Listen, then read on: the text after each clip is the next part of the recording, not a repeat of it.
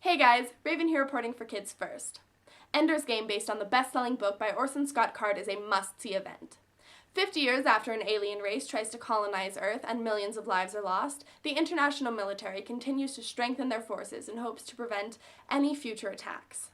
Enlisted in this program are young children who are trained to fight in the military, and amongst them is Ender Wiggin, played by Asa Butterfield, an unusually gifted kid who is recruited by Colonel Graff, who believes that Ender may be the only hope for the human race. But will the fate of the entire Earth be too much for young Ender to cope with?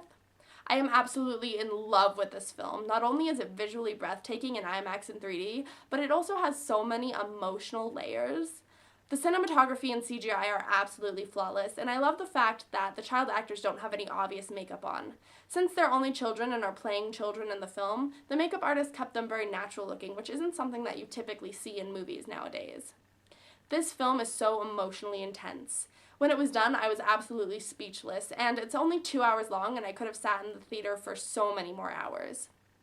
This film touches on an abundance of issues that are prevalent in our society today. One that really stood out to me is the fact that it's an issue that we're sending children off to war. Now, we may not be sending 12-year-olds off to fight in the army, but so many of our troops are fresh out of high school and are in no way ready for what they are about to face. It shows how much violence weighs on children and that they are broken down and built back up to be people lacking empathy and emotional stability. It's touched on that if these people come home alive, there isn't much left of them.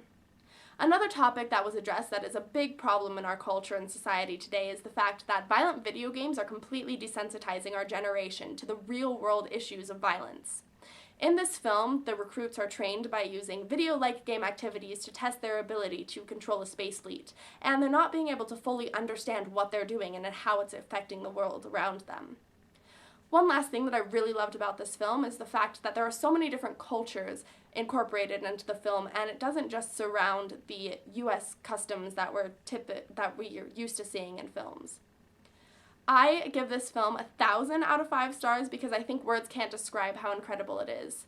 It is very violent in a sense that it's not over-the-top gory, but it is very realistic, so I do not recommend this film for anyone over the age of 13. It is also very emotionally intense and left a big impact on me, and I think younger children might not be able to handle that type of intensity.